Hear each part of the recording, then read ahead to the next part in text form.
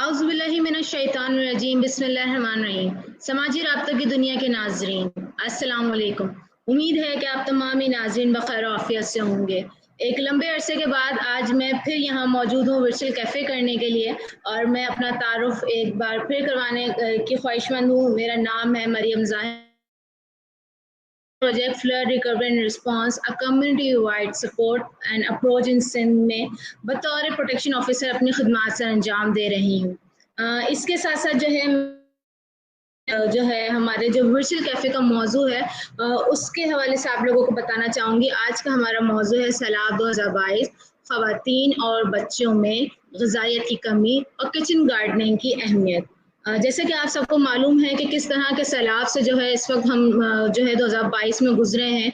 काफ़ी जो है वो हमें नुकसानात का जो है वो सामना करना पड़ा है। इस सैलाब के ज़ेर असर हमारे काफ़ी गांव हैं जो कि बहुत ज़्यादा जो है वो नुकसान जिनको उठाना पड़ा है, और इसी के बाद हमें बहुत से नुकसानात और बहुत से मतलब हमारी जो है जिंदगियां हम लोगों ने गंवाई, हमारे बहुत से साथी हम लोगों ने गंवाए। इस सैलाब के ज़ेर असर हमें जो है वो मुख्तलिफ तरह के नुकसानात का सामना करना पड़ा, और आज हम कोशिश करेंगे कि आने वाले कभी वक्तों में अगर हमें दोबारा सैलाब का सामना करना पड़ता है तो हम उन गलतियों से बच सकें जो कि हमने गुज़िश्ता सैलाब में की, और हम अपने मैकेनिज़म्स को जो है वो बेहतर तरीके से जो है वो सेट कर सकेंगे, ताकि जो है हमें दोबारा उस तरह की जो है वो नुकसानात का सामना नहीं करना पड़ेगा। बिल्कुल मैं जो है हमारे जो है वर्चुअल कैफ़े का वक्त जो है वो ज़ाया किए बगैर हमारे आज के जो है गेस्ट, बहुत ही ख़ास गेस्ट जो कि बिलाशुबा किसी तारुफ़ के मोहताज तो नहीं है, लेकिन फिर भी मैं उनका तारुफ़ करवाना चाहूँगी ताकि हमारे नाज़रीन को ये पता चल सके कि आज के हमारे जो गेस्ट हमारे साथ मौजूद हैं, जो कि इस टॉपिक पे हमारे साथ बात करेंगे कि उनकी वर्किंग किस तरह से है, कि वो किस तरह से अपने पास्ट में काम कर चुके हैं। बिलाशुबा हमारे जो गेस्ट हैं वो किसी तारीफ के मोहताज नहीं। हमारे आज के बहुत ही ख़ास मेहमान, बहुत ही ख़ास गेस्ट जिनके मैं तारुफ जो है वो आप लोगों के सामने करवाना चाह रही हूँ। Professor doctor Mohammad Ismail comber, आप जो है सिंध एग्रीकल्चर यूनिवर्सिटी टंडोजाम में सोशल साइंसेस के शॉर्ट कोर्सेज के जो हैं प्रोफेसर भी रह चुके हैं। इसी के साथ आप जो हैं सिंध एग्रीकल्चर यूनिवर्सिटी में डायरेक्टर के तौर पे काम कर रहे हैं, university of advancement and financial assessment में। मोहम्मद प्रोफेसर साहब जो हैं सिंध के बहुत बड़े राइटर हैं, जिन्होंने मुख्तलिफ़ किस्म के रिसर्चेज जो हैं वो हमारे टॉपिक्स पे की हैं, जो कि मैं आपको आगे चलकर बताती हूँ कि किन किन मौज़ूआत पे आपने जो है वो अपने रिसर्चेज जो हैं वो की हैं। इसी के साथ साथ आपने flood, climate change for security, agriculture and economy और इसी की तरह के बहुत से मौज़ूआत पर काम किया और इन एरियाज़ पे काम किया हमारी बेटरमेंट के लिए। डॉक्टर साहब का जो है तकरीबन 25 साल से ज़्यादा का एक्सपीरियंस है बतौर उस्ताद, बतौर रिसर्चर, बतौर मास्टर ट्रेनर। इसी के साथ साथ आपको मास्टर ट्रेनिंग पर अबूर भी हासिल। न सिर्फ इतना, नेशनल लेवल की मुख्तलिफ कॉन्फ्रेंसेस में आपने जो है शिरकत करने के साथ साथ अपने रिसर्चेज वहाँ पेश की और अपने पेपर्स वहाँ बाकायदा पढ़े। जो है इसी के साथ साथ न सिर्फ इतना, इंटरनेशनल लेवल पर भी आपने अपनी मुख्तलिफ रिसर्चेज जैसे लाइक एग्रीकल्चर, इकोनॉमी, सिंध की माहौलियात, सिंध की मुख्तलिफ मौज़ूआत और फ्लड पर भी बात की और अपने रिसर्च के पेपर वहाँ पर पढ़े और प्रेजेंट किए। प्रोफेसर साहब के क्रेडिट में इस वक्त 550 से ज़्यादा के जो हैं रिसर्च पेपर मौजूद हैं, जिन पे आपने अपना काम किया, अपने खदमात दी, अपना वक्त दिया और जो है इस काम को बेहतर करने की कोशिश की। और ये सारे रिसर्चेज जो कि 550 रिसर्चेज हैं, आपके इंटरनेशनल नेशनल लेवल पर शाया भी हो चुकी हैं। इसी के साथ साथ आप दुनिया में आलमी तौर पे 20 मुख्तलिफ ममालिक में जो है वो विज़िट कर चुके हैं और अपनी रिसर्चेस वहाँ पे प्रेजेंट कर चुके हैं, जिसमें हमारे पास शामिल है मलेशिया, थाईलैंड, मालदीव और इसी तरह के बहुत सारे मुख्तलिफ कंट्रीज़ जिसमें आपने विज़िट किया और जो है पाकिस्तान को रिप्रेजेंट किया, पाकिस्तान को जो है वहाँ पे पाकिस्तानियों को मौका दिया कि वो पाकिस्तान भी उन जगहों पे इंटरनेशनल लेवल पे जो है वो रिप्रेजेंट कर रहा है। सिर्फ इतना ही नहीं, डॉक्टर इस्माइल कुम्बार साहब बहुत बड़े ज़रई आलिम, समाजी, मैं इस वर्ड को दोबारा दोहरा रही हूँ। आप जो हैं वो सिंध के बहुत बड़े ज़रई समाजी इल्मों के माहिर हैं। इसी के साथ साथ आपने मुख्तलिफ हज़ार ट्रेनिंग्स दी हैं, जिसमें हमारे ज़राअत, फल और सब्जियाँ शामिल हैं कि वो हम उसको किस तरह से बेहतर बना सकते हैं, किस तरह से जो है वो हमारे क्रॉप्स को जो है वो हम जो है वो बेहतर से बेहतरीन तरीके से जो है वो अपने लिए वर्किंग कर सकते हैं। ना सिर्फ इतना बल्कि डॉक्टर साहब जो है हमारे एमएससी के स्टूडेंट्स को जो है वो गाइड भी करते हैं, उनकी करियर काउंसलिंग करते हैं ताकि वो अपने फ्यूचर में जो है वो बेहतर तरीके से परफॉर्म कर सकें। और एक बहुत ही बेहतरीन और अजीम काम जो कि करना हर आम इंसान के बस की बात नहीं है, ये अल्लाह ताला की तरफ से जो है वो ख़ास लोगों को जो है शर्फ बख्शा जाता है। वही जो है हमारे डॉक्टर मोहम्मद इस्माइल कुम्बार साहब को भी जो है यही शर्फ अल्लाह ताला ने बख्शा कि वो जो है सिंध एग्रीकल्चर यूनिवर्सिटी टंडोजाम में जो गरीब तालिब इल्म अपनी तालीम हासिल कर रहे हैं, आप जो है उनकी करियर काउंसलिंग, ना सिर्फ उनकी करियर काउंसलिंग, उनकी स्कॉलरशिप और उनकी जॉब अपॉर्चुनिटीज़ के लिए भी जो है वो काम करते हुए अभी तक दिखाई दे रहे हैं। आप जो है काफ़ी स्टूडेंट्स को जो है वो सपोर्ट करते हैं ताकि वो अपने फ्यूचर में बहुत अच्छी तरीके से जो है वो परफॉर्म कर सकें। मैं हमारे आज के जो गेस्ट हैं, जैसे कि मैंने बताया, बिलाशुबा वो किसी तारुफ के मोहताज नहीं, तो मैं उनके बारे में जितना बताती जाऊंगी उतना कम होगा और ऐसा लगेगा कि शायद सिर्फ मैं ही बोल रही हूँ। और मैं ऐसा बिल्कुल नहीं चाहती कि सिर्फ हमारे नाज़रीन को मैं ही बोलती हुई स्क्रीन पर दिखूँ। मैं चाहूँगी कि हमारे जो गेस्ट हैं आज वो जो है वो बात करें हमारे सवालात पर, हमारे मौज़ूआत पर, जो है हमें वो बेहतर तरीके से गाइड कर सकें। तो मैं आज के हमारे जो गेस्ट हैं उनको स्क्रीन पर वेलकम करूँगी। Thank you Mariam. वालेकुम सलाम सर, कैसे हैं आप? खैरियत से हैं?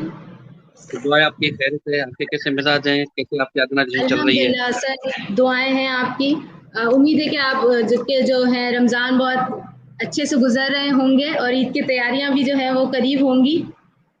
जी जी, जज़ाकल्लाह। चल रहा है, बाबरकत महीना है और हमें इस महीने का जो है वो एहतराम करना चाहिए। जी बिल्कुल sir, thank you so much. Sir, मैं जो है अब हमारे जो सवालात का सेशन है उसकी तरफ बढ़ना चाहूँगी ताकि जो है वो हमारे नाज़रीन आज के जो है हमारे सेशन से, आज के हमारे वर्चुअल कैफ़े से जो है वो फ़ायदा हासिल कर सकें। सर, जैसे कि आपको मौजू के हवाले से पता है कि फ्लड 2022 ख़वातीन और बच्चों में ग़िज़ाइयत की कमी और किचन गार्डनिंग की अहमियत, मैंने आज का हमारा ये जो टॉपिक था उसको दोबारा रिपीट किया। इसी के बाद मैं हमारे सवालात की जानिब बढ़ती हूँ। सिंध में औरतों और बच्चों की ग़िज़ाइयत की कमी की क्या सूरत हाल है? कुछ अदाद शुमार अगर आपकी नॉलेज में है तो वो उसका तस्करा कीजिए और हमारे नाज़रीन को बताइए। मेहरबानी मरियम का मेहरबानी। और मैं first of all I do appreciate the efforts of the Arts Foundation for providing me opportunity to share my experience and knowledge with the with the participants of this webinar। तो मैं शुक्रिया अदा करता हूं और बहुत बड़ी खुशी की बात है कि knowledge being extension personal, being extension professor of department of agriculture extension, हम चाहते हैं कि जो नॉलेज है वो आम लोगों तक पहुंचे ताकि आम लोग उससे मुस्तफीज हों। फ्लड के हवाले से जो आपने बात की है कि फ्लड के पहले हमने कोविड-19 देखा था, उसमें भी इकोनॉमिक क्राइसिस कंट्री में हुआ था, न सिर्फ मुल्क में लेकिन पाकिस्तान के अलावा दूसरे ममालिक में भी हुआ था। ये आर्मी लेवल की वबा थी। और 2022 में जो फ्लड आया था उसने तो एक सदी का, मैं समझता हूँ कि एक बहुत बड़ा फ्लड डिवास्टेशन था। लेकिन इसमें यह है कि फ्लड की जब में हम बात करते हैं कि हमें सस्टेनेबल फ्लड मैनेजमेंट नहीं की, क्योंकि जो डिवास्टेशन आती है एक तो मैन मेड होती है, दूसरी होती है नेचुरल। बरसातें तो दुनिया में पड़ती रहती हैं और इससे भी ज्यादा बरसातें पड़ती हैं, लेकिन वो मैनेज करते हैं। हमारे पास एवरेज जो बरसातें पड़ी थी वो 7.5 मिलीमीटर पड़ी थी, लेकिन 17 मिलीमीटर नौशेरो फेरोज में पड़ी थी। लेकिन जो फ्लड से जो पानी आया था बरसात का, उसने फ्लड पैदा किया और नेचुरल वाटरवेज को पन्नी को रास्ता न देने की सूरत में जो है ये सस्टेनेबल फ्लड नहीं हुआ, और नतीजा है कि बहुत बड़ी डिवास्टेशन हुई। और उस डिवास्टेशन में सिंध में जो है तकरीबन अब इस वक्त जो सिचुएशन है वो गवर्नमेंट ने जो कल शाया किए हैं, 50 लाख जो लोग हैं वो गुर्बत की लकीर के नीचे चले गए हैं सिंध में, और 43 लाख जो लोग हैं वो खुराक की किल्लत का सामना है उनको, और 9.1 अरब का सिंध को डॉलर हो 9.1 अरब डॉलर का सिंध को नुकसान हुआ है इस फ्लड में, जिसमें मैं आपको बताऊं कि जो खाद्य खुराक जिसको हम कहते हैं फूड सिक्योरिटी, तो उसका मेन सोर्स एग्रीकल्चर है, लाइव स्टॉक है और फिशरीज है। तो हमारे पास जो एग्रीकल्चर सेक्टर में 38 लाख जो हमारी स्टैंडिंग क्रॉप थी वो मुतासिर हुई, और तकरीबन 4.5 लाख मवेशी हलाक हुए, और 21,50,000 से ज्यादा लोगों का उन्हें ये रोजगार मुतासिर हुआ। ये गवर्नमेंट की एदाद व शुमार है जो मैं आपसे शेयर कर रहा हूँ। उसी के साथ जो आप गिजाई किल्लत की बात कर रहे हैं, उसमें यूनिसेफ ने जो है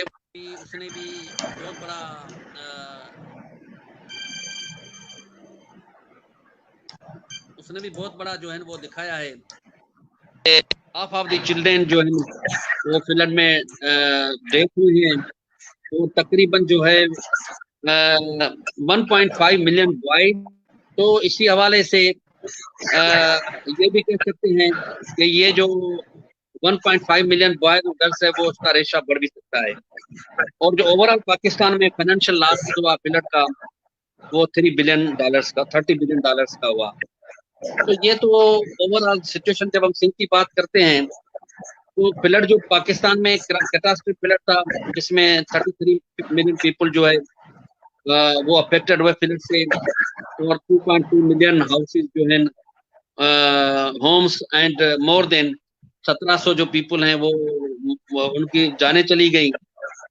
तो ये है कि इस वक्त जो फीमेल वर्कर्स जो एग्रीकल्चर सेक्टर में हैं, उनकी जो डेटा मैंने यूनाइटेड नेशन से हासिल की है 2018 की, 7.2 मिलियन जो फीमेल एग्रीकल्चर वर्कर्स हैं वो इस वेदर कंडीशन में बहुत बड़ी एक्सपोज हुई हैं जो सीवियरली अफेक्टेड हैं।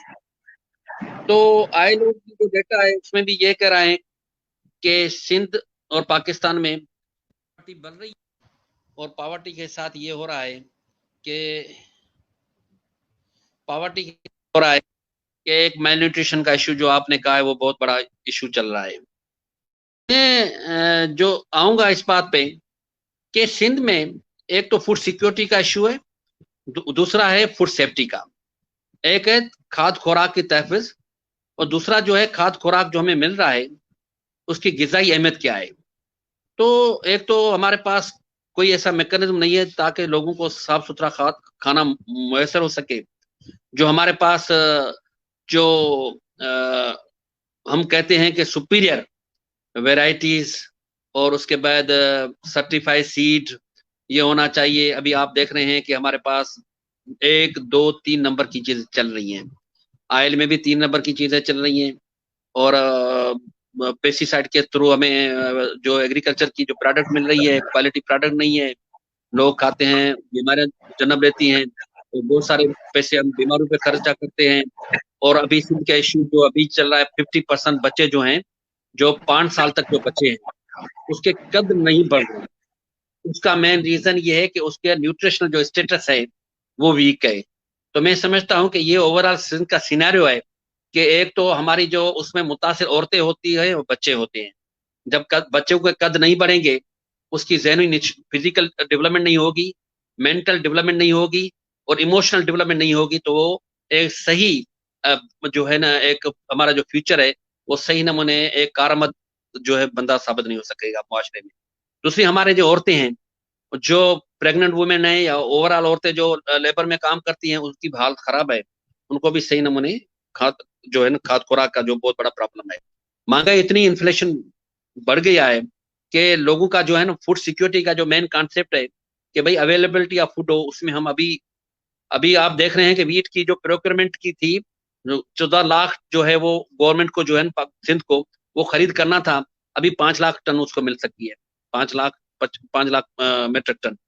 तो मैं समझता हूँ गवर्नमेंट के टारगेट नहीं पूरे हो रहे हैं, और नतीजा ये होगा फूड सिक्योरिटी का बहुत बड़ा प्रॉब्लम होगा, महंगाई बढ़ेगी। तो इसी सिलसिले में हमें क्या करना चाहिए, हम आगे बढ़ेंगे, जो आपका दूसरा क्वेश्चन होगा उस पर हम बात करेंगे, क्योंकि टाइम कम है, तो मैं चाहूंगा कि सारी चीजों को समराइज करूं। जी मरियम। जी मरियम। जी जी जी सर, बहुत शुक्रिया, आपने बहुत अच्छे तरीके से जो है वो इस वक्त के अदाद शुमार को जो है वो समराइज किया। इसके साथ में जो है हमारे दूसरे सवाल की जानिब बढ़ती हूँ। मेरा दूसरा सवाल ये है, अगर इन अदाद शुमार को सैलाब 2022 के बाद के पस मंजर में देखें तो इस वक्त की क्या सूरत हाल नजर आती है? इसमें अभी जो सूरत नजर आ रही है, जो मैंने डेटा दी है, इसमें एक तो गिजाई किल्लत बढ़ रही है, और जो गुर्बत जो है, मैंने कहा कि गवर्नमेंट ने भी जो तकरीबन कहा है कि सिंध में 50 लाख जो लोग हैं वो गुर्बत की लकीर से नीचे चले गए, और चलने का बहुत ज्यादा वर्क, मैंने मतलब 5-6 करोड़ सिंध की आबादी है। मैं समझता हूँ कि जो गवर्नमेंट ने आदाद और शुमार दिए हैं, ये इससे कम है। ये सिंध के लोग जो जो सिंध के देहात में लोग रहते हैं, या जो पेरी अर्बन एरिया में रहते हैं, या जो वो वर्कर्स लोग हैं, एग्रीकल्चर सेक्टर में वर्कर हो या दूसरे वर्कर्स हो, जो फॉर्मल वर्कर नहीं है, जो इनफॉर्मल वर्कर है, जो रजिस्टर नहीं है नादरा में, उनकी सूरत हाल बहुत बड़ी खराब है। जी, उनकी सूरत हाल बहुत बड़ी खराब है। जी ठीक। सर गुर्बत इसी भी के साथ बढ़ेगी, गिजाई सूरत हाल भी बेहतर नहीं होगी, और उसमें हमें चाहिए कि हमें फूड सिक्योरिटी का, पहले फूड सिक्योरिटी का देखें। आप लोगों को सब्सिडाइज करके ये आप दे रहे हैं वीट, लेकिन दिस इज जी नॉट हाँ। The solution of the problem. लोगों को आप भिखारी बना रहे हैं, this is not the solution of the problem. 2000 दे दिए, 7000 दे दिए, लेकिन रूट काज को आपको आइडेंटिफाई करना पड़ेगा कि what is the root causes, what are the causes, causes क्या है, मतलब बीमारी क्यों होती है। पानी साफ नहीं है, 80% 85% पानी जो हमारा ग्राउंड वाटर है, जो नीचे जमीन का पानी है, वो खराब है। वो देहात में लोग बेचारे पीते हैं, फिर उसके टांगों में दर्द होते हैं, फिर उनको किडनी चले जाते हैं, किडनी, और उसके बाद कैंसर की बीमारी, और उसके बाद जो है ना जिगर की बीमारियां।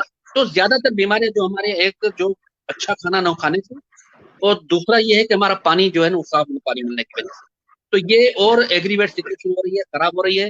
तो गवर्नमेंट को चाहिए कि इसी पे साफ पानी और अच्छी खुराक का बंदोबस्त करे, क्योंकि पाकिस्तान के कॉन्स्टिट्यूशन में ये लिखा हुआ है कि स्टेट इज रेस्पॉन्सिबल, स्टेट जवाबदार है, रेस्पॉन्सिबल है कि लोगों को साफ पानी, लोगों के उनके हुकूक जो है, खाद खुराक के हुकूक और दूसरे हुकूक को जो है ना वो महफूज करे और उनको प्रोवाइड करे। जी जी बहुत शुक्रिया सर। सर इसी के साथ जो हमारे नाजरीन हमारी जो है इस वक्त के लाइव ब्रॉडकास्ट में शामिल हैं, मुख्तलिफ वो जो हैं वो कमेंट्स कर रहे हैं और आपको उन्होंने वेलकम किया है। तो मैं हमारे नाजरीन को भी जो है वो नाजरीन की शुक्रगुजार हूँ कि जो हमारे साथ इस वक्त लाइव ब्रॉडकास्ट में मौजूद हैं और हमारे जो है वो गेस्ट को वेलकम कर रहे हैं। तो बहुत शुक्रिया हमारे तमाम नाजरीन का जो इस वक्त शुरू होने से लेकर इस वक्त तक हमारे साथ मौजूद है। इसके बाद मैं हमारे जो है वो तीसरे सवाल की जानिब बढ़ती हूँ। सर मेरा तीसरा सवाल ये है कि अगर ग़िज़ाई की कमी में क्या किचन गार्डनिंग किसी किस्म का जो है वो किसी भी किस्म का छोटे पैमाने पे ही सही कोई किरदार अदा कर सकती है, और अगर हाँ वो किरदार अदा कर सकती है तो उसके हवाले से हमारे नाज़रीन को मज़ीद जो है वो आप मालूमात फराहम करें।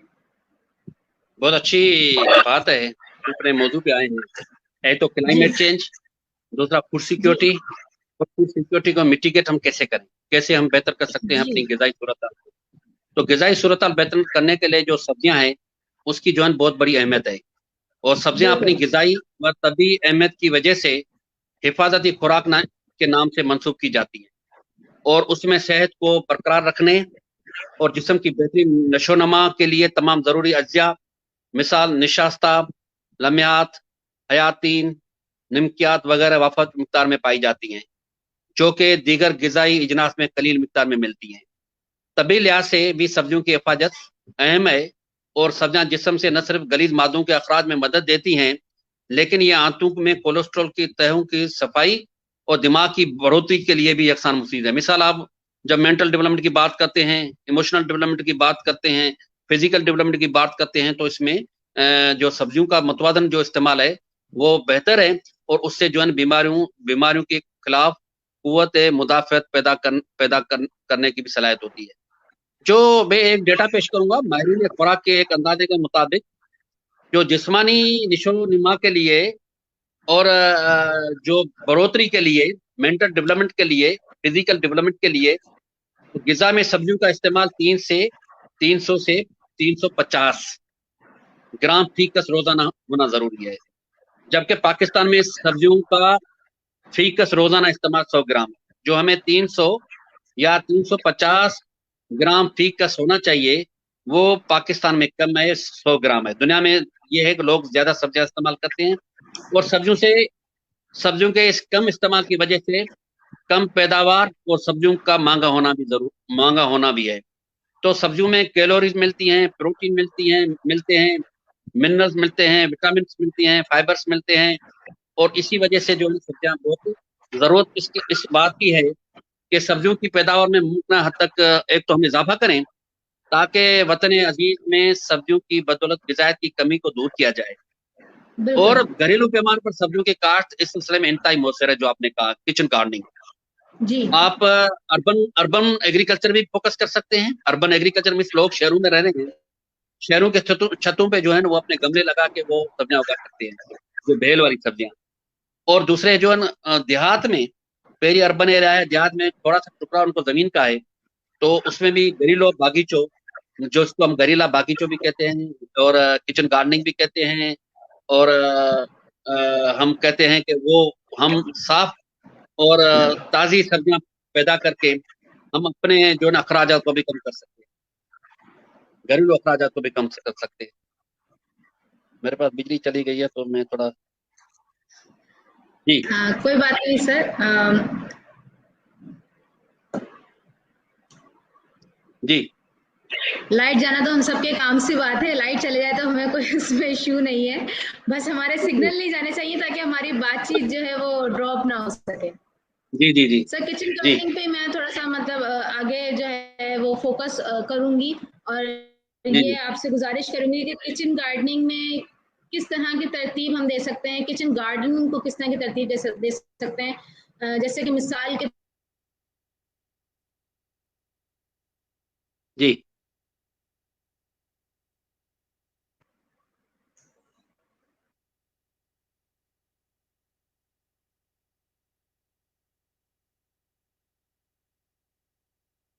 आपका आवाज नहीं आ रहा है।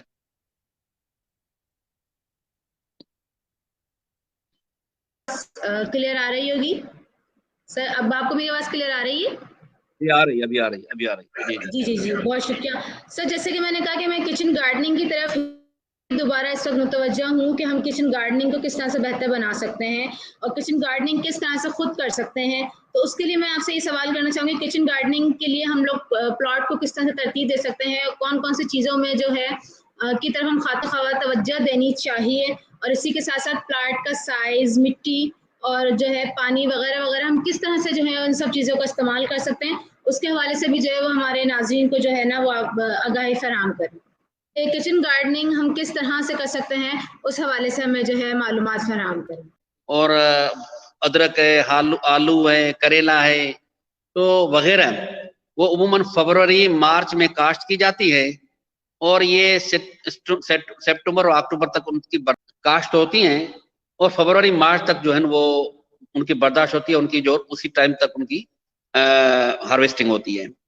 तो मौसम सरमा की सब्जियों में फूल गोभी, बंद गोभी, आलू, प्याज, सलाद, मूली, ये धनिया, लहसुन, चिकंदर शामिल होते हैं।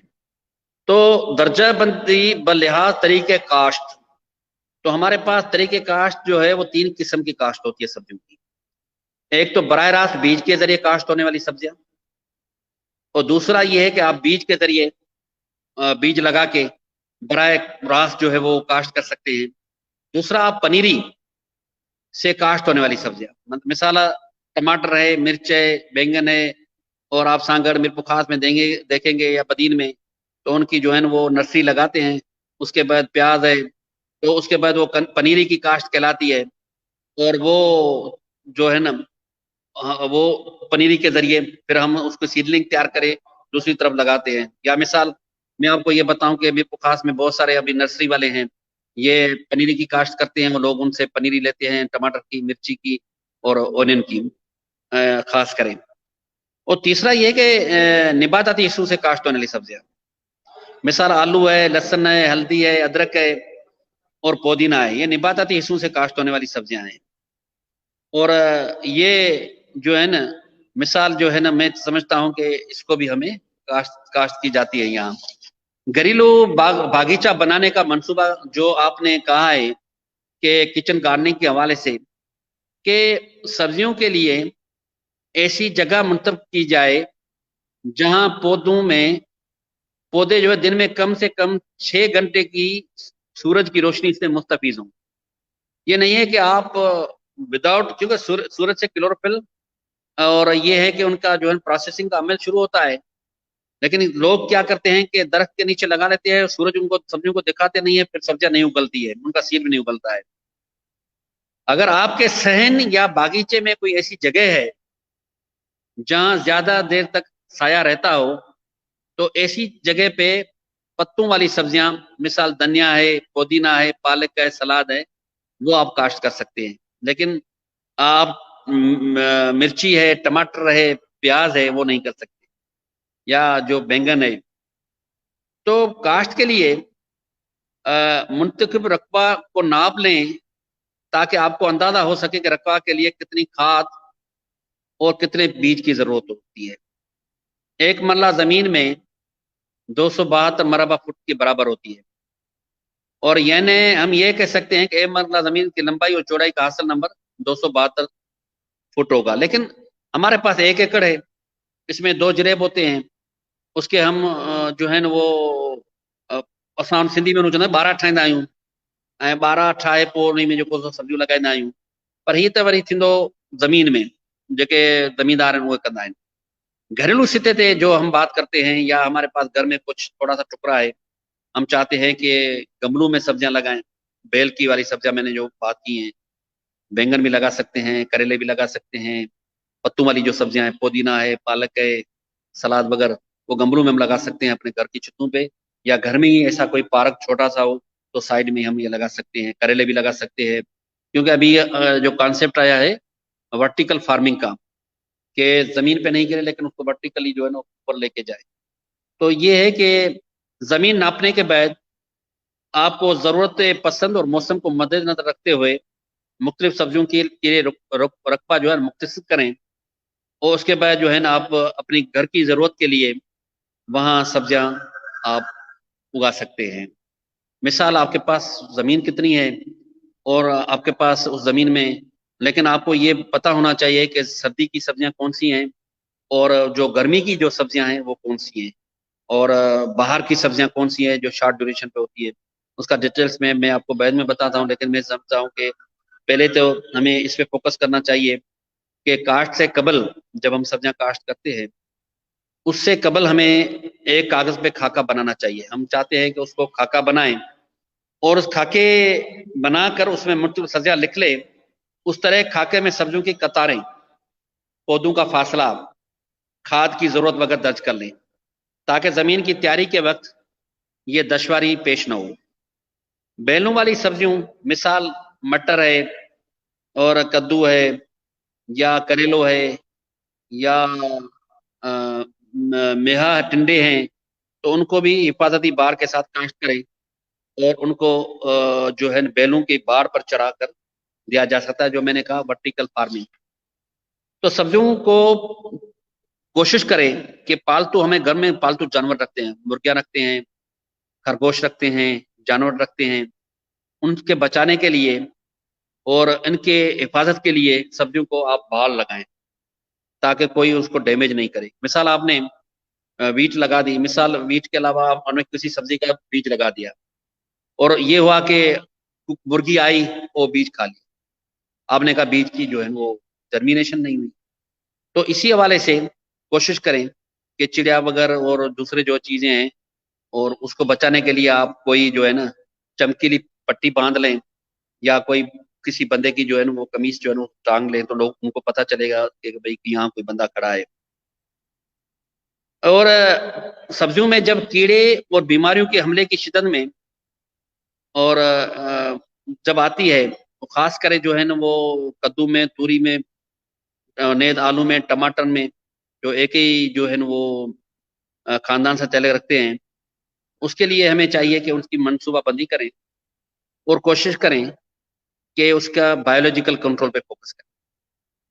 अभी आईपीएम की जो फिलॉसफी है इंटीग्रेटेड पेस्ट मैनेजमेंट, वो अलग चीज़ है, उस पर अलग बात करेंगे। लेकिन कोई लोकल जो आपके एग्रीकल्चर एक्सटेंशन के ऑफिसर्स हैं या उनकी एडवाइजरी सर्विसेज हैं या एग्रीकल्चर एक्सटेंशन सिंध का डिपार्टमेंट है, वो उनके एडवाइजरी सर्विसेज चलती रहती है, तो आपके उनको ग्रुप में शामिल हो जाएं, जो मिसाल उनका प्रॉब्लम होता है तो उसको आप सॉल्व कर सकते हैं। और अमली काश्तकारी के लिए हमें क्या करना चाहिए, उसमें हमें दरांती दरांती जिसको हम असां सिंधी में डाटो चऊं था, वो खपे। खुरपी खुरपी सिंधी में कहते हैं और उर्दू में उसमें खुरपा कहते हैं, गोडी और जमीन को नरम करने के लिए, और वो चाहिए।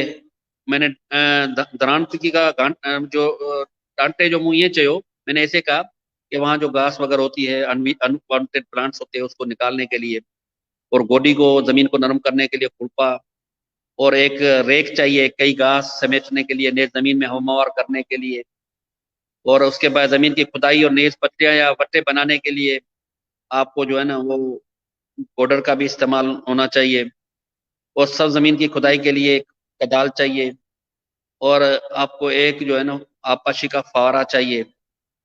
तो ये अमूमन हमारे लोग इस्तेमाल करते हैं, जो मैं आपकी उनकी तस्वीरें आपको शेयर कर लेता हूँ, कि मैं चाहता हूँ कि आपसे इस तस्वीरें, ये चीज़ें जो है ना, ये चीज़ें आपको होना चाहिए। इसके ज़रिए मैं आपको ये भी बताऊं कि ये भी आपको फोकस करना चाहिए, ये भी आपको फोकस करना चाहिए। और इसके बाद बेल वाली जो मैंने आपको बताई दिखाई है, कि बेल वाली जो है ना, हम ये इसी वजह से बेल वाली जो है ना वो कर सकते हैं। तो मैं समझता हूँ कि इससे हम ज़्यादातर ये मेहनत करके ज़मीन की तैयारी और खादों के इस्तेमाल के हवाले से ये कर सकते हैं। और ज़मीन की अच्छी तरह बार बार गोडी करके ज़मीन तैयार कर ले। पहले तो ज़मीन को तैयार करना, पहले तो लैंड प्रिपरेशन होती है कि भाई आपने बुरबुरी लैंड हो और जहाँ जर्मिनेशन सही हो, सख्त लैंड होगी, आप ऐसे ज़मीन में डाल देंगे, नहीं बीज खुलेगा, उसकी इतनी % जर्मिनेशन नहीं होगी। मिसाल हमने 100 दाने डाले, उसमें हम चाहेंगे कि 80 दाने वो उनका जर्मिनेशन हो गई, तो हम समझेंगे कि इसकी सही जर्मिनेशन है। तो मेरी आवाज़ अच्छी, ज़मीन को अच्छी तरह तैयारी करना और सीड की सिलेक्शन करना, जो जो सीड के दुकान पे जाएं, उनके पास सारी चीजें दर्ज सीड के जो है जो भाषण होता है, उस पर सारी चीजें लिखी होती हैं। लेकिन पहले आपको ये करना चाहिए कि गर्मियों की सब्जियां कौन सी है और सर्दियों की सब्जियां कौन सी है, वो आपको करनी पड़ेगी। उसके बाद जमीन की तैयारी के बाद सीड सिलेक्शन के बाद सीड जो सीड को बोना, और उसके बाद जो है ना आप उसकी निगहदाश्त करना, उसको पानी देना, और उसके बाद जो है ना पानी कितना देना, वो हर क्रॉप की अपनी वाटर रिक्वायरमेंट होती है। तो ज्यादा पानी देंगे बीज जल जाएगा। तो ये एक साइंस ऑफ टेक्नोलॉजी है। तो आप जाएंगे गूगल पे तो उसमें सारी चीजें आपको आ जाएगी कि क्रॉप को कितना पानी देना चाहिए। और खादों के लिए, पौधों की बढ़ोतरी के लिए नाइट्रोजन की जरूरत होती है। नाइट्रोजन पत्तों और पौधों के कद और फैलाव के लिए इंसाई जरूरी है। फास्फोरस पौधों की जड़ों की मजबूती और फैलाव के लिए इंसाई अहम आंसर है। जड़ों की जो मजबूती और उनके फैलाव के लिए फास्फोरस की जरूरत होती है, तो नाइट्रोजन जो है पत्तों और कद के फैलाव के लिए जरूरी है, और फास्फोरस जो है पौधों के मुख्तलिफ बीमारियों के खिलाफ कुव्वत मुदाफा पैदा करती है। इस तरह पोटेशियम की मौजूदगी से पौधा नाइट्रोजन और फास्फोरस का सही फायदा ले सकता है। अलावा आगे फल और बीज को सेहतमंद बढ़ोतरी और क्वालिटी के लिए पोटाशियम अहम होता है। मिसाल आपको अच्छे नमूने चाहते हैं कि आपको फल चाहिए और फल के बाद उनका बीज चाहिए, तो उसके लिए पोटाशियम की इंतज़ार जरूरत होती है। तो इन 3 अनासर जो है नाइट्रोजन, फास्फोरस, पोटाशियम जो है वो ऐसे अनासर हैं। उसके बाद दूसरे अनासर जिसमें हम ये कह सकते हैं कि कैल्शियम है, बोरान है, आयरन है, वगैरह वगैरह इंतहाई कलील मिकदार में पौधों की जरूरत पड़ती है। लेकिन वो पौधे हम देखें कि उनका सिचुएशन क्या है, क्या सिचुएशन रहती है। अगरचे ये तमाम अनासर मुख्तलिफ कीमियाई खादों की सूरत में बाजार में दस्तयाब हैं और हम घरेलू बागीचे के लिए मुमकिन नहीं कि इतनी खादें इकट्ठी की जाए, जरूरी नहीं है। जबकि कुदरत ने ये तमाम अंसार गोबर की खाद में भी रखा है। कुदरती खाद में गोबर और पत्तों की खाद शामिल है। न सिर्फ पौधों की जरूरी गिजाई अज्जा फराहम करती है, लेकिन जमीन को खाक होने से बचाती है। मिसाल आपके पास गोबर है और जो बायोमास है उसका कंपोस्ट बनाने के लिए गर्मी में 30 से 40 दिन लगते हैं और सर्दी में तकरीबन जो है 2 महीने लगते हैं। तो वो छोटा सा एक खड्डा खोद के उसमें जमीन में सारी चीजें डाल के बंद करके ऊपर से आप लगा दे, कोई पाइप वहां से गैस निकले लेट्रिन और मीथेन, तो उसमें यह है कि आपका जो रच के जाएगा तो आप गोबर जो है ना गोबर को इस्तेमाल गोबर की खाद भी हो सकती है जिसमें जानवरों का और मुर्गियों का फुगड़ा शामिल किया जाता है। और गोबर की खाद जमीन की तैयारी के वक्त डालें जब आप जमीन लैंड प्रिपरेशन कर रही है, और उसको ख्याल रखें गोबर को अच्छी तरह से गली छड़ी और पानी खाद इस्तेमाल कीजिए। ताज़ा गोबर की खाद जमीन में डालने से दीमक लग जाने का अंदेशा होता है। आप पानी लगाएंगे तो दीमक लगेगी। नेज ताज़ी खाद से पौधों को खुराक हासिल नहीं होती। गोबर की खाद घरों में 2-3 या जमीन के ऊपर मिट्टी के मोटी तरह से डाल दें तो खाद तैयार हो जाती है। इसी हवाले से पत्तों की खाद 3 या 4 घड़ा आपने खोदें 3 से 4 फुट, और उसमें जो है ना उसमें आप जो है सब्जियों फलों और अंडों के लिए गोबर खाद या पत्तों की खाद को तरजीह में इस्तेमाल करना चाहिए। कीमियाई खादों के इस्तेमाल से जो है ना गुरेज करना चाहिए। और नामियाती खाद जो है हम घरेलू जो किचन का वेस्ट है, हमारे घर का जो किचन है उसका वेस्ट है, उसकी खाद हम बना सकते हैं घरेलू सतह पे। जमीन की खादें को अच्छी तरह से गोडी करके खाद जमीन में मिला दें।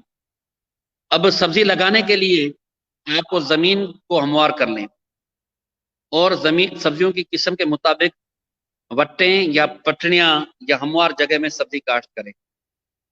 पटड़ियां बनाने का तरीका ये होता है कि तमाम जो बेल वाली जो सब्जियां हैं, मिसाल कद्दू है, खीरा है, तरबूज है, खरबूज है, मटर है, उसकी काश्त होती है।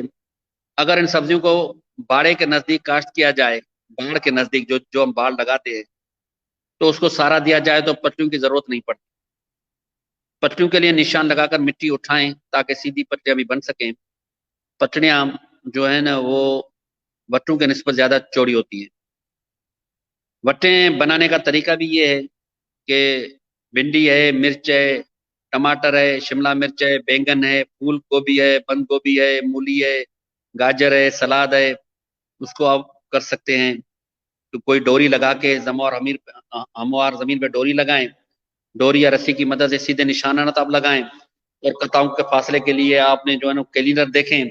अब निशान को दोनों अतराफ से मिट्टी उठाकर निशान के ऊपर डालते जाएं। इस अमल में जो उबार होगा यानी वट्टे कहलाती हैं। वट्टे का यही है कि दोनों अतराफ से मिट्टी उठाकर निशान के ऊपर डाले जाएं, और इस अमल को जो उबार जो होता है वो वट्टियां कहलाती हैं, और वट्टों के दरमियान पानी लगाने की नाली बन जाती है। और हमार जगह पे जब हम काश्त करते हैं वट्टियों का, मैं आपको दिखाऊं, मैं मेरे पास ये वट्टियां कैसे हैं। ये वट्टें जो बनी हुई हैं, ये देखते हैं आप वट्टे, ये आप देख सकते हैं वट्टे, ये जो आपको वट्टे हैं, ये वट्टे, इस वट्टियों के जरिए भी आप देख सकते हैं कि तो ये वट्टों के जरिए आप काश्त कर सकते हैं। उसके बाद जो है बराए रास्त जो हमार जगह पे काश्त पालक है, मेथी है, दानिया है, लहसुन है, प्याज है, पुदीना है, वो भी हमवार जगह पे हम जो है ना काश्त कर सकते हैं।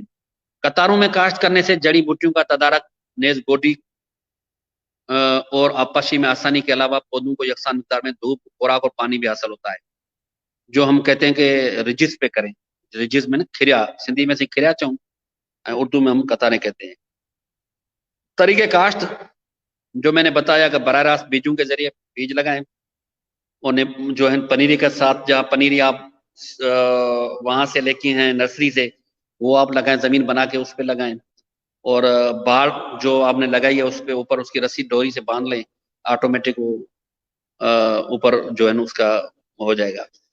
तो कैलेंडर एक हम आपको बना के देंगे, वो हम आपसे शेयर करेंगे कि किचन गार्डनिंग के लिए कौन सी सीजन में कौन सी वेजिटेबल्स लगाई जाएं और उसमें किस जो है ना किस जो हमें किस जो है वो फासला कितना रखना चाहिए। तो वो मैं समझता हूँ कि प्रैक्टिकली वर्क पे ही हम करेंगे तो वो बेहतर है। और उसके बाद पनीरी वाली सब्जियां भी हैं और पनीरी के बाद जो है ना हमारे पास तो ये तरीके कार है। और हम चाहें कि कोशिश करें कि किसी भी उसमें लोगों को गाइड करें तो बीज के उगाव और सब्जियों की काश्त को बर्दाश्त तक पौधे के लिए पानी। अभी ये तो हमने जमीन तैयार कर ली, उसके बाद हमने खाद दे दिया, जी खाद हम बाजार में ले सकते हैं जी और बिल्कुल। खाद हम घर में बना सकते हैं किचन वेस्ट का। और तीसरा कपाशी, बागीचा में जो सब्जियों की काश्त है कपाशी का अहम रोल है। बीज के उगाव से सब्जियों की बर्दाश्त तक पौधे के लिए पानी बुनियादी अहमियत की वस्तु है और बीजों को उगाने के लिए जमीन का वित्तर हालत में होना जरूरी है। इस तरह से जब पनीरी मुंतकिल की जाए तो जमीन को वित्तर हालत में होना चाहिए। नींव पनीरी मुंतकिल करने के फौरन पहले पानी देना जरूरी है। तो मैंने कहने का मकसद था पहले आप जमीन के वित्तर में रखें और वित्तर के बाद फौरन जो है ना आप पनीरी उसमें पनीरी मार्केट से लेके आते हैं वो लगाएं तो उसमें ये होगा कि आपको जो है पनीर जमीन ठंडी होगी, जमीन में खाद भी होगा, तो उसमें जो है ना ये होगा कि पनीरी की मुंतकी के बनने के बाद फौरन पानी डालेंगे तो पनीरी जो है ना वो मर नहीं जाएगी और वो उसमें उसके जो पौधा जिंदा रहेगा। तो नतीजा है कि आप गर्मी में जो है ना गर्मी की हरारत की शिद्दत से बचने के लिए पौधे जो है पानी तेजी से खर्च करते हैं। लिहाजा 4 से 6 दिन तक रुकने से हमें पानी देना चाहिए। हम देखेंगे ठीक। पौधा स्टेज में जा रहा है तो हमें पानी देना चाहिए। देख रहे हैं कि पौधा अभी मुरझा रहा है, मुरझा स्टेज में जा रहा है तो पानी देना चाहिए। लेकिन गर्मी में वो जो ड्यूरेशन है वो 4 से 6 दिन का होना चाहिए और वक्फे वक्फे से पानी दे। जबकि मौसम सरमा में नन्हे पौधों के लिए वक्फा ज्यादा रखें। अब ज्यादा पानी सर्दी में देंगे तो पौधा जल जाए। पानी की कमी वाले इलाके में फुहारे से आपाशी करें और मल्चिंग से भी हो सकती है। ड्रिप से भी, ड्रिप जो सिस्टम है अभी टेक्नोलॉजी आई है और ड्रिप के जरिए भी आप पानी दे सकते हैं। उसके बाद जब पानी मिल गया, लैंड प्रिपरेशन हो गई, सीड सोइंग हो गई और सीड सोइंग के खाद हो गया, उसके सीड से पहले तीसरा सीड सोइंग हो गया, पानी हो गया। पानी के बाद जड़ी बूटियों का तदारक और गोडी करना, क्योंकि अनवांटेड सीड्स आ जाती है। पौधों के साथ उगने वाली जड़ी बूटियां न सिर्फ पौधों के हिस्से के खुराक व पानी वगैरह इस्तेमाल करती हैं बल्कि कीड़ों और बीमारियों के फैलाव का बायस भी बनती है। इसलिए इब्तदाई से जड़ी बूटियों का मौसर तदारक लाजमी है। जड़ी बूटियों को निकलते ही खुरपा वगैरह की मदद से उन्हें जड़ से निकालते रहना, क्योंकि मैंने पहले कहा कि जड़ी बूटियां पानी और खुराक आपके जो पौधा आपने जो सब्जी लगाई उसका भी खा जाती है, तो उसको निकालना चाहिए। जड़ी बूटियों की कटाई करने से खातर का फायदा हासिल नहीं होते हैं, जबकि उनसे जड़ से न उखाड़ा जाए तो वो बेहतर रहता है। बार बार गोडी करने से न सिर्फ जड़ी बूटियां तलफ होती हैं बल्कि साथ साथ जमीन में नरम भी होती हैं और पौधों को हवा वाफर मिकदार में हासिल होती है। गोडी करने के 2 या 3 दिन के बाद आपाशी करें ताकि जो है ना वो जड़ी बूटियों मुकम्मल जो है ना वो खत्म हो जाए।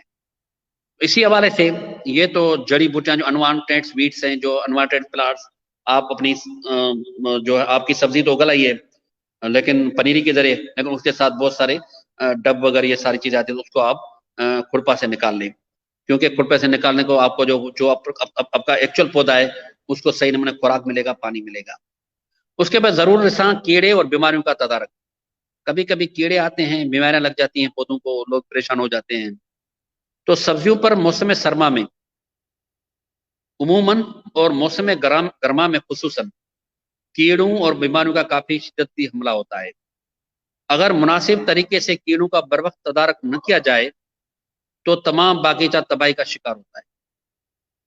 इसी हवाले से नुकसानदार कीड़ों और बीमारियों का इंसदाद करने के लिए उसका एक तो कीमियाई तरीका है, ज़राई दवाओं के स्प्रे से, वो जो है ना उससे कंट्रोल तो होता है, लेकिन ये तरीक़ेकार जो है ना उसमें नुकसानदार कीड़े को कंट्रोल कम कर सकते हैं, जो हमें जो दोस्त कीड़ा है वो भी उसमें मर जाता है।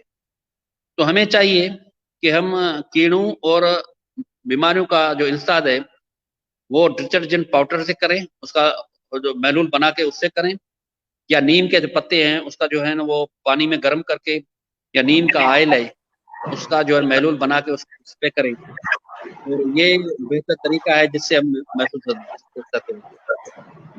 बागीचा साफ सुथरा रखना चाहिए। जो आपने किचन गार्डनिंग किया है, बागीचे में इर्द-गिर्द फालतू घास और जड़ी बूटियों को खत्म कर दें। जमीन की तैयारी के वक्त गोडी करके जमीन को अच्छी तरह धूप लगने दें, ताकि रोशनी की शिद्दत से कीड़े के अंडों और बीमारियों के असर खत्म हो जाएं। पौधे कैलेंडर में दिए गए फासले के मुताबिक होने चाहिए। जो हम आपको कैलेंडर बना के देंगे वो अपना चेक कर लेना। पौधों के फैलाव के बाद कीड़ों को जो फैलने फूलने का मौका न मिल सके। बागीचा में हवा के अंदर भी तो धूप लगने से कीड़े कम हो जाते हैं। गोबर की खाद अच्छी तरह गली सड़ी और तैयार होनी चाहिए। कच्ची खाद में दीमक, देगर, कीड़ों के अंडे या बच्चे वगैरह पाए जाते हैं। एक ही खानदान के सब्जी को बैग देकर एक ही खेत में काश्त न करें। मुख्तलिफ जो इंटीग्रेटेड फार्मिंग हो, आपने कद्दू भी लगाया है तो उसमें आप करेले भी लगा दो, उसमें आप भिंडी भी लगा दो। तो इंटीग्रेटेड फार्मिंग पे आप फोकस करेंगे तो बेहतर है। और इसमें ये है कि आपके घर का जो जहाँ गैस है तो वो तो ठीक है, जहाँ गैस नहीं है तो चूल्हे में जलाई हुई लकड़ियों और पन्नू वगैरह की राख कीड़ों के इंसाफ के लिए अहम महफूज तरीका है। चूल्हे से हासिल शुदा बारीक राख पौधों पर ढूंढने से कीड़े पौधों से चले जाते हैं। यह तरीका खुसूसन लाल भोंडी के लिए आजमूदा है। पौधों पर नमी की मौजूदगी से राख का असर देर पर होता है। और उसके अलावा और बहुत सारे मेथड्स और तरीके हैं, कीमियाई तरीका है। तो ये और सब्जियां हमेशा कतारों में पौधों को सिफारिश करता मुताबिक लगाएं। बेल वाली सब्जियों को बाहर के नजदीक सहारा देकर आप उसको लगा सकते हैं। और गाजर या जो है निस्बतन नरम और रेतीली जमीन की जरूरी है। मिसाल आप आलू लगाना चाहते हैं तो आलू के लिए नरम जमीन होनी चाहिए, गाजर के लिए, प्याज के लिए। प्याज और फूल गोभी को भी किसी के लिए भी अक़साम के चुनाव पर खुसूसी तवज्जो दें। जमीन के प्याज के लिए जो है फलकारा किस्म की प्याज है और नसरपुरी प्याज है, या जो वो आप इस्तेमाल करें जो लोकल हमारी हैं। मिर्च हमेशा आप बट्टों पे छोटे छोटे खेरियों पे वो काश्त करें ताकि बीमारियों के जो है खतरा तो कम हो जाएंगे। और मुनासिब वक्फों से आप आपाशी करें। आप देख रहे हैं कि मुझे पानी की ज़रूरत है तो हम पानी पिएं, जब पानी की ज़रूरत है पौधा मुरझाए तो पानी दें। और कीड़ों और बीमारियों के लिए स्प्रे करने से कबल आप जो वहाँ के एग्रीकल्चर एक्सटेंशन के ज़रिए माहिर है उनको आप व्हाट्सएप पे तस्वीर भेजें कि ये मेरे बगीचे लगा हुआ है, इसमें ये मेरे पत्तों की हालत है। कीमियाई खाद की जो डेफिशिएंसी होगी वो भी पत्तों से ज़ाहिर होती है। अभी तो एक आ गई है, इसमें ऐप आ गई है। उस ऐप के ज़रिए आप सारी उसकी जो भी बीमारी आइडेंटिफाई हो सकेगी, उसका इंसेक्ट आइडेंटिफाई हो सकेगा। और उसके बाद उसका जो है पत्तों की जो है ना स्ट्रेस में जाता है कि कौन सी कमी है, नाइट्रोजन की, फास्फोरस की या कैल्शियम की। जिसकी कमी होगी, या जो एक तो मेन जो है वो न्यूट्रिएंट्स हैं, दूसरे जो है कौन से जो दूसरे न्यूट्रिएंट्स हैं वो कौन सी कमी है, तो वो उसमें हम दूर कर सकते हैं। उसमें आपको जो लोकल जो आपका होना चाहिए उस पर जो आप फोकस करेंगे तो वो बेहतर रहेगा। जो एग्रीकल्चर एक्सटेंशन के लोग हैं, या आप एक ग्रुप बना दें, उस ग्रुप में आप बनाए गए किचन गार्डनिंग ग्रुप, और किचन गार्डनिंग ग्रुप में आप जो अपनी शुरू करें अभी से ही। पहले ज़मीन बनाएं, थोड़ी सा टुकड़ा बनाएं, फिर जो है ना वो बीज लेके आएँ, ज़मीन की तैयारी करके फिर जो है ना आप उसके प्रैक्टिस पे जाएंगे। तो फिर सीड सिलेक्शन होगी, फिर उसके बाद जो है वाटरिंग होगी, फिर उसकी गोडी होगी। गोडी के बाद जो है वो कीड़े मकोड़े के जो है कैसे जो हम उसको बीमारियों को कैसे जो है ना फेस करें। उसके बाद हार्वेस्टिंग का मरला होता है। तो ये सारी चीज़ें हैं, ये कहानी है इसकी कि हमें जो है ना सब्जी और उसके मिकदार बीज, वक्त की काश्त, पनीरी की मुंतकिली, तरीके काश्त, कतारों में फासला, पौधों में फासला, वक्त के बर्दाश्त, कौन सा वक्त किस, क्योंकि हर अल्लाह ताला ने मौसम दिए और हर मौसम के तहत हमें जो है ना सब्जियां वो ये सारी कितनी उसकी पानी की रिक्वायरमेंट है और कितनी उसकी गर्मी की रिक्वायरमेंट है, और कितना जो है ना हमें कौन सी अक़साम है हमारे जो है ये टमाटर की, बैंगन की, कौन सी हमारे लोकल वैरायटी है, तो ये ओवरऑल सिनेरियो था। तो किचन गार्डनिंग के हवाले से any question from the audience? Sir माशाल्लाह माशाल्लाह, आपने इतने अच्छे तरीके से जो है वो हर मालूमात को कवर किया कि इस एक सवाल में जो है जितने हमारे कहा जाए कि सवालात आते हैं, मिसाल के तौर पे हमें किस तरह का प्लॉट लेना चाहिए, किस तरह की मिट्टी, खाद, पानी और ज़रूरियात की चीज़ें, आपने माशाल्लाह हर चीज़ इसी एक जो है वो सवाल में कवर करी और इतने बेहतरीन तरीके से कवर करी है कि न सिर्फ मुझे, हमारे नाज़रीन को, सबको जो है वो बहुत ही बेहतर तरीके से मालूमात हासिल हुई है। और जो अभी मैंने आपको ये सारा सेशन सुना, ये काफ़ी लंबा हो गया, लेकिन फिर भी मेरा बिल्कुल दिल नहीं चाहा कि मैं आपको जो है वो बीच में ज़रा सा भी इंटरप्ट करूं, क्योंकि आप बहुत ही बेहतर तरीके से, बहुत ही अमेजिंग नॉलेज जो है वो हमारे नाज़रीन को और जो है हमें फराहम कर रहे थे। तो यकीनन बिलाशुबा हमें बहुत ज़्यादा जो है वो इस सेशन के बाद, इस सवाल के बाद जो है वो हमें सीखने को मिला कि हमें किचन गार्डनिंग किस तरह से करनी चाहिए, उसमें हम क्या क्या ज़रूरत की चीज़ें इस्तेमाल कर सकते हैं, हमारे लिए क्या क्या फ़ायदेमंद है, कौन सी सब्ज़ी हमें उगानी चाहिए, कौन सा फल हमें वहाँ पे इस्तेमाल करना चाहिए, किस तरह की जो है वो हमें उसमें शक्ल इख्तियार करनी चाहिए। हर चीज़ आपने बहुत ही बेहतर तरीके से, बहुत ही सीक्वेंस के साथ जो है वो कवर की। सर जैसे कि आपने अभी एक ऐप का जिक्र किया, वो मुझे बहुत ही बेहतरीन चीज़ लगी कि आपने साथ ही उस ऐप का जिक्र किया, ताकि अगर कोई हमारे नाजरीन देखने वाले किचन गार्डनिंग की तरफ जाते हैं तो वो उनके लिए बहुत ही मुफीद जो है वो साबित होगी। तो मैं आपसे गुजारिश करूंगी कि दौरान इंटरव्यू अगर आपको वो ऐप का नाम याद आए तो वो लाजमी हमें जो है वो है सब बता दीजिएगा प्लांटेक्स, प्लीज। वो ऐप है प्लांटेक्स ऐप जो है वो डाउनलोड करना। और उसके बाद मैं आपको बताऊं कि कैलेंडर सब्जियात के लिए, सब्जियों का गर्मी की सब्जियां और सर्दी की सब्जियां, उसका एक कैलेंडर मैं चाहूंगा आपसे शेयर करूंगा।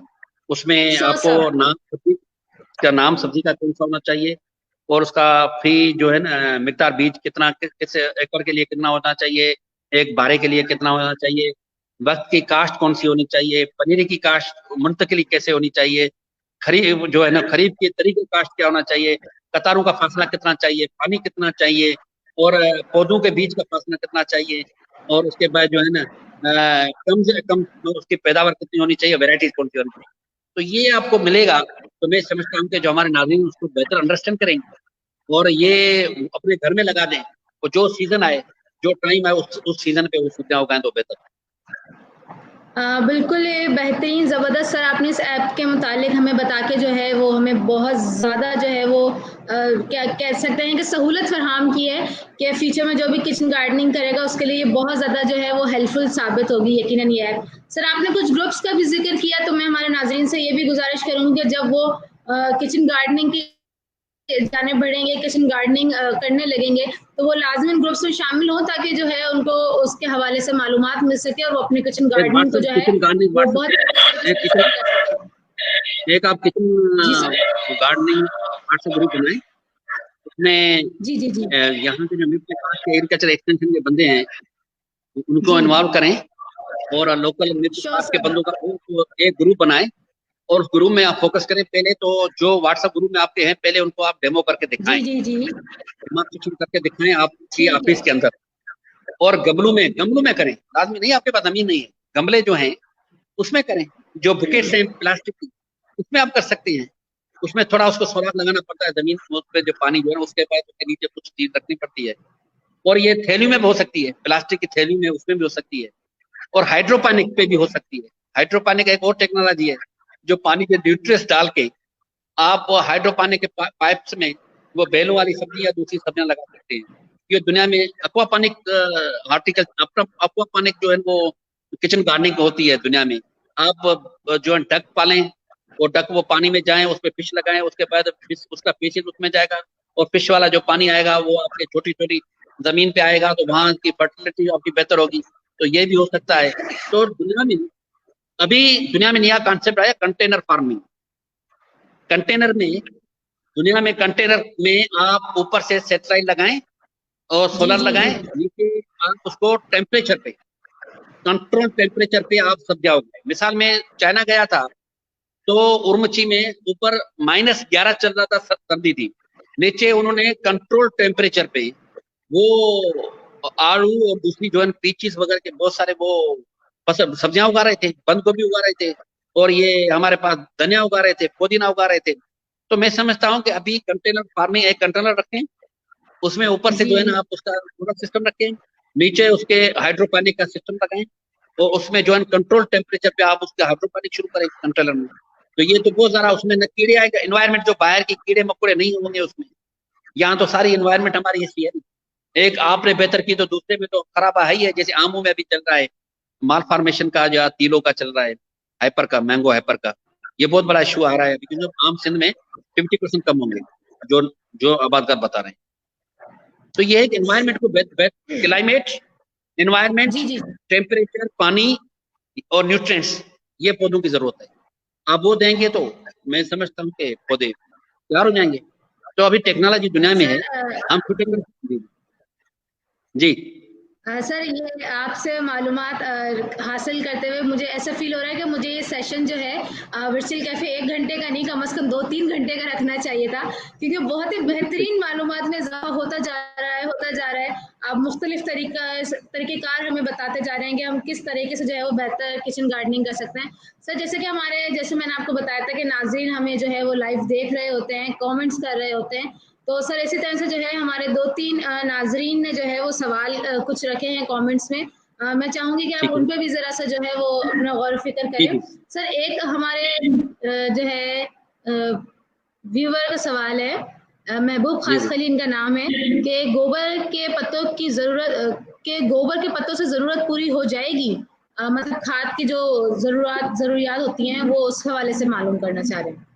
गोबर के पत्ते, तो गोबर और पत्तों के जरिए आप छोटे पैमाने पे कंपोस्ट बना सकते हैं। मिसाल, आप अंडे के छिलके हैं और घरों के लिए सतह पे आपका किचन का वेस्ट है, छोटा सा गड्ढा खोद के उसमें प्लास्टिक लगा के उसमें एक ते आप गोबर का दें, दूसरा ते आप छिलकों का दें, तीसरा ते आप उसका पत्तों का दें, थोड़ा पानी छिड़कें, थोड़ा मोलासिस उस पे लगाएं, उसको टाइट बंद करें, उस पे जो है ना वो गैस निकलने के लिए एक वो लगाएं, पाइप लगाएं। तो ये छोटी सतह पे हम बड़े खाद, जो कीमियाई खाद है जिसकी कीमत ज्यादा है, उससे बच सकते हैं। और ये ऑर्गेनिक वेजिटेबल है।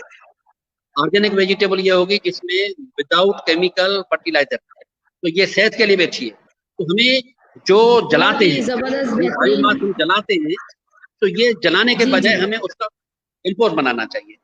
पत्तों का कंपोस्ट बनाएं, गोबर का कंपोस्ट बनाएं, तो ये इसका कंपोस्ट बना के हम यूज करेंगे, हमें जमीन भुरभुरी होगी, बेहतर होगी, और आपको नरम होगी, और आपको ऑर्गेनिक फूड पे आपका प्रोडक्शन होगी।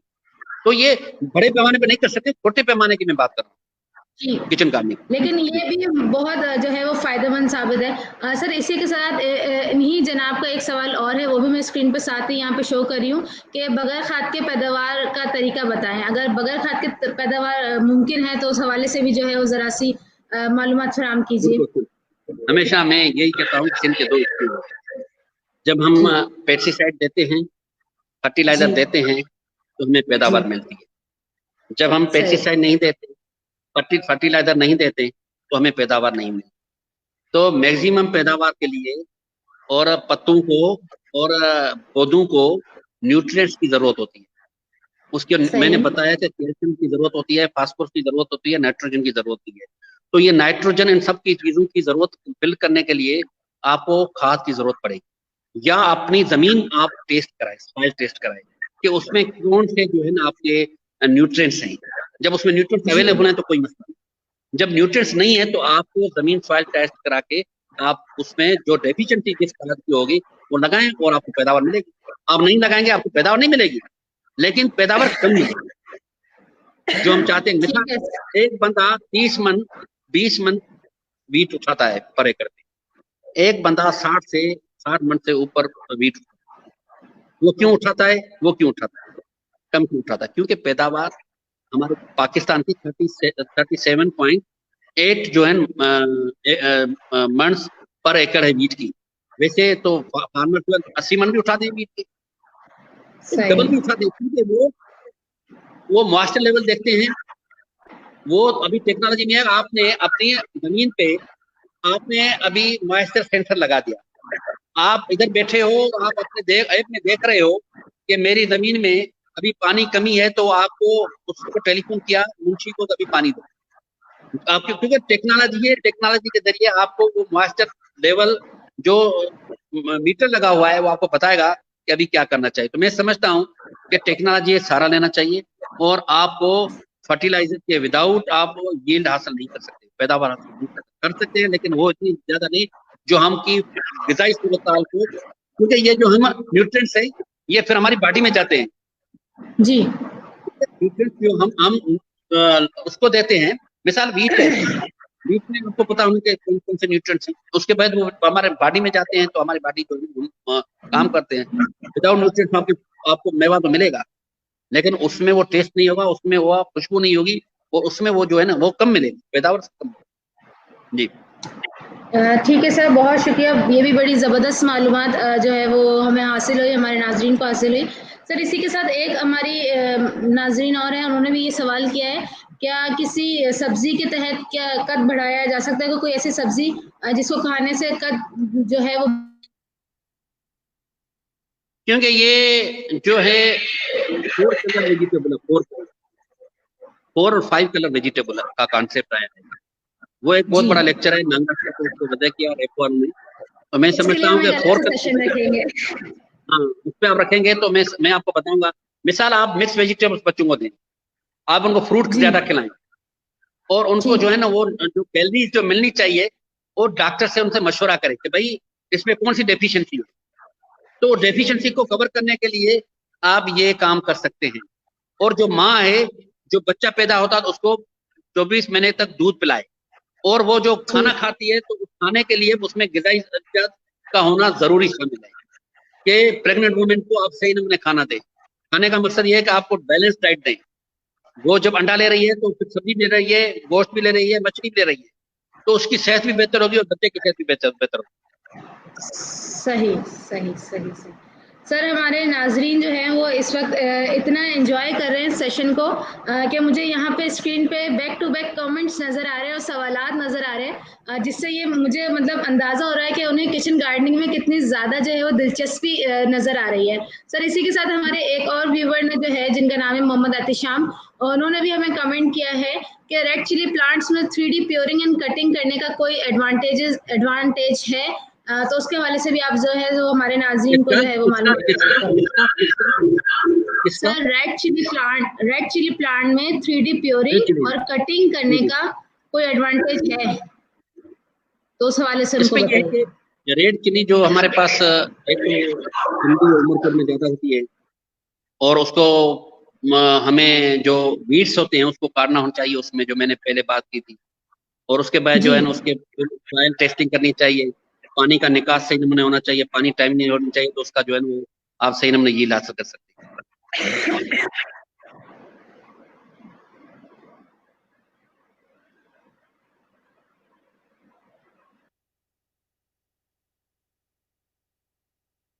Hello hello. जी सर, जी सर मैं यही हूँ। सर जो है इसी के साथ हमारी जो एक व्यूअर थी जिन्होंने ये सवाल किया था कि ऐसी कौन सी सब्जी है कि जिससे कद बढ़ाया जा सकता है, तो उन्होंने दोबारा एक सवाल भी रखा है। वो ये रखा है कि अगर बच्चा जो है वो पैदा हो चुका है और 5 साल से बढ़ चुका है, तो क्या उसके बाद उसको जो है किसी किस्म की ऐसी कोई सब्जी है जो खिलाई जा सकती है, या कोई ऐसे जो है न्यूट्रिएंट्स है जो दिए जा सकते हैं जिससे वो उसका कद जो है वो अच्छी तरीके से ग्रोथ कर सके? एक मैं बात बताऊं, एक बात यह है कि जब पुराना दौर था तो नानी अम्मा, दादी अम्मा बच्चों की परवरिश करती थी, और वो अपनी बहू को कहती कि इसको मक्खन भी चटाओ और हनी भी चटाओ, हनी भी खिलाओ, मक्खन भी खिलाओ, उसकी जो है ना सही नमूने उसका जो है ना उसको आप उसका ग़िज़ा दें। नानी अम्मा और दादी अम्मा वो बच्चों को पालती थी, और माँ को डांटती, उसकी बच्चों के माँ को डांटती थी कि नहीं इस बच्चे को आपने क्यों नहीं खिलाया, मक्खन क्यों नहीं खिलाया, मक्खी क्यों नहीं खिलाया है, इसको आपने अंडे क्यों नहीं खिलाया है, ये बच्चा कमजोर क्यों है, वो उसी टाइम पे बच्चों पे नजर रखती थी। अभी ये हम बच्चों पे नजर नहीं रखते। अभी हमारे बच्चे चिप्स पे ज्यादा, चिप्स दो, पकोड़े दो, समोसे दो, बिस्किट चिप्स, बिस्किट दो। This is not the solution of the nutrition. आप उसको बैलेंस डाइट दो, खाना खाए, बच्चे को नरम नरम गिजा दो, पहले छोटा बच्चा नरम गिजा दो, उसके बाद उसको बढ़ाते जाएं, उसके बाद उसके जो है ना वो मल्टीपल जो है गिजा वो होनी चाहिए। मिसाल फ्रूट भी देना चाहिए, वेजिटेबल्स भी देनी चाहिए, उसको खिलाएं, और मुर्गी भी खिलाएं, मछली भी खिलाएं, और डाइट का आप चलते रहेंगे तो 5 साल के बाद जो बच्चा सही नमूने खाएगा उसका कद ऊपर चला जाएगा। 5 साल के बाद आप बच्चे सब जो मुर्गी खा रहा है बच्चा, ब्रोस्ट खा रहा है, वो 5 साल के बाद सब्जी नहीं खाएगा। अब कितना कोशिश करेंगे कहीं मुझे पता ये सब्जी मुझे नहीं, घास पे नहीं खाऊंगा। तो बचपन से ही बच्चों को आदत किया जाए। सही सर, आपने बिल्कुल बहुत अच्छी तरीके से इस हवाले से जो है वो हमें गाइड किया कि पैदाइश से ही हमें जो है वो बैलेंस डाइट की उनको आदत डालनी है, ताकि वो जो है पैदाइश से पहले जब माँ के पेट में बच्चा होता है, वहां से जो माँ की जो है सेहत को बेहतर करे, सेहतमंद बच्चा होगा और सेहतमंद गिजा देंगे तो उसका सेहत भी अच्छी रहेगी। और उन बच्चों को 24 मंथ तो आप माँ का दूध पिलाते रहो, माँ का अच्छा खाना खिलाते रहो, तो वो बच्चा जो है कभी उसको जिंदगी में कभी बीमारी नहीं लगेगी। जो 24 सही महीनों तक दूध पिएगा उसको बीमारी नहीं लगेगी, अल्लाह ताला ने उसको शिफा रखी। लेकिन वो उसकी माँ की सेहत भी अच्छी होनी चाहिए। लेकिन माँ कुछ नहीं खाएगी तो बच्चे को क्या देगी। सही सही सर, बहुत ही बेहतरीन मालूमात आपने हमें फराहम की, और हम जो है वो हमारे टाइम से काफी ऊपर जा चुके हैं। 1 घंटे का हमने सेशन रखा था और ये जो है वो 1 घंटा 15 मिनट पे हम लोग जा चुके हैं, और एक सवाल हमारा अभी बाकी है। तो मैं बिल्कुल जो है वक्त जाया बगैर हमारे आखिरी सवाल की तरफ जो है वो बढ़ूंगी, ताकि आप हमें उस पर भी जो है वो मालूमात फराहम कर सकें। सर, आपने वैसे तो हमें बताया कि हमें किस किस तरह के मौसम, कौन कौन से मौसम में किस किस तरह के फल या सब्जियां उगाना चाहिए, लेकिन सर स्पेशली इस वक्त क्योंकि ये सेशन हो रहा है अप्रैल में, तो अप्रैल और मई के दरमियान में हम किस तरह की सब्जियां जो हैं वो उगा सकते हैं और किस तरह का बीज जो है हम इस्तेमाल कर सकते हैं। मिसाल के तौर पर हम कौन कौन से बीज जो है वो इस्तेमाल कर सकते हैं, और सर इस अमल से ग़िज़ाइयत की कमी में क्या कोई किसी किस्म की कमी पेशरफ हो सकती है, तो उस हवाले से भी हमें जो है आप गाइड करें। एक्चुअल हमारे पास जो टमाटर है, बैगन है, मिर्चा है, भिंडी है, और अभी जो है वो उसकी फरवरी मार्च तक जो है ना उसकी होती है सोइंग। तो अभी ये हम भिंडी कर सकते हैं तो मार्च से जुलाई तक हो सकती है, मार्च अप्रैल मई जून जुलाई तक हो सकती है। कद्दू हो सकता है, और तूरी हो सकती है, खरबूज हो सकते हैं, खीरा हो सकता है, करेला हो सकता है। तो इसकी हम काश्त कर सकते हैं। और इसकी कतारों का फासला जो है वो 36 इंच रखना चाहिए। इसमें तूरी का जो फासला है वो 36 इंच रखना चाहिए, तरबूज का फासला 36 इंच रखना चाहिए, खरबूज का भी ये रखना चाहिए। और जो है ना तकरीबन भिंडी का जो फासला है वो 24 इंच रखना चाहिए। तो ये उसके पौधों का कतारों का फासला होना चाहिए, और पौधों का फासला 15 से 18 तक जो है इंच तक रखना चाहिए। और उसके बाद जो है ना ये आपको अगस्त या सितंबर में आपको ये उनकी हार्वेस्टिंग होगी। अगस्त सितंबर में इनकी जब हार्वेस्टिंग होगी तो कम से कम आपको अच्छी उसको जो है ना यील्ड मिलेगी। लेकिन यील्ड कैसे मिलेगी वो आप अपनी कितनी जमीन रखते हैं। तो इसमें हमारे पास जो सब्ज परी है भिंडी में, ये अभी वैरायटी चल रही है। और लोकल जो उसमें कद्दू में लोकल वैरायटी बहुत सारी चल रही है। और खीरे में भी लोकल वैरायटीज चल रही है, देसी वैरायटीज भी हैं। और ये लोकल वैरायटीज मार्केट में अवेलेबल हैं। उसी अवेलेबल मार्केट में जो है उसको आप यूज कर सकते हैं। कोशिश करें कि बीज जो है वो सर्टिफाइड होना चाहिए, अच्छा बीज होना चाहिए जिसकी जर्मिनेशन हो। जब बीज की जर्मिनेशन नहीं होगी तो आप कुछ नहीं होगा। तो मैं समझता हूँ कि अभी आप भिंडी भी कर सकते हैं, तूरी भी कर सकते हैं, खीरा भी कर सकते हैं, करेला भी कर सकते हैं। और उसमें आपको थोड़ा सा फासला, ये ऐसी सब्जियां हैं जिसको आप बाढ़ के जरिए या गमलों के जरिए कर सकते हैं। भिंडी जो है ना गमलों बगैर जो है ना आप पत्तियों के जरिए कर सकते हैं। तो खीरा है या करेला है या जो है ना वो तूरी है, उसको आप कर सकते हैं इसी वजह से। जी मेरे पास बता रही हैं, मैंने तकरीबन 4 टेलीफोन आई हैं तो उसको मैंने सब बहुत शुक्रिया और बहुत सारी मालूमात हमें आज जी बहुत ही शुक्रिया नाजरीन। जो है आज का हमारा मालूमाती सेशन बहुत ही बेहतर तरीके से जो है वो अख्ताम हुआ है। आज हम लोगों ने जो है बहुत सी मुख्तलिफ मालूमात हासिल की हैं कि हम किस तरह से जो है अपनी किचन गार्डनिंग को बेहतर बना सकते हैं, किस तरह से जो है हम उसमें जो है अपना काम कर सकते हैं, किस किस्म का जो है मिट्टी इस्तेमाल कर सकते हैं, खाद इस्तेमाल कर सकते हैं और किस किस्म की जो है मतलब पानी हमारा इस्तेमाल होगा, बीज हमारे इस्तेमाल होंगे और मुख्तलिफ ज़रूरियात की चीज़ें जिसके हवाले से सर ने हमें गाइड किया, बाकायदा हमें तस्वीरें दिखाई कि हम उन चीज़ों को इस्तेमाल करके जो है वो हमारे किचन गार्डनिंग को बहुत बेहतर तरीके से जो है वो ऑर्गेनाइज कर सकते हैं। हमारे जो भी आज के गेस्ट थे उन्होंने बहुत बहुत बहुत जो है मुख्तलिफ तरीक़ेकार हमें बताए, जैसे कि ऐप का बताया, व्हाट्सएप ग्रुप का बताया और एक और ग्रुप का बताया कि जिसमें हम शामिल होकर जो है वो मालूमात फराहम कर सकते हैं। वर्टिकल फार्मिंग का बताया, मुख्तलिफ सब्जियों का बताया, न्यूट्रिएंट्स का बताया। मैं जितनी चीज़ें बोलूँ उतना कम होगा और जो है इसी के साथ जो है मैं आप सबसे रुखसत चाहूँगी और हमारे तमाम नाजरीन की मैं शुक्रगुजार हूँ कि वो हमारे साथ मुकम्मल जो है वो 1 घंटा हमारे साथ बने रहे और जो है बहुत ज़बरदस्त सवालात किए और इस तरीके से जो है हम सर से ज़्यादा मालूमात हासिल कर पाए। मैं आप सब नाज़रीन की बहुत शुक्रगुजार हूँ। जज़ाकल्लाह। अल्लाह हाफ़िज़। आप सब अपना ख्याल रखिए।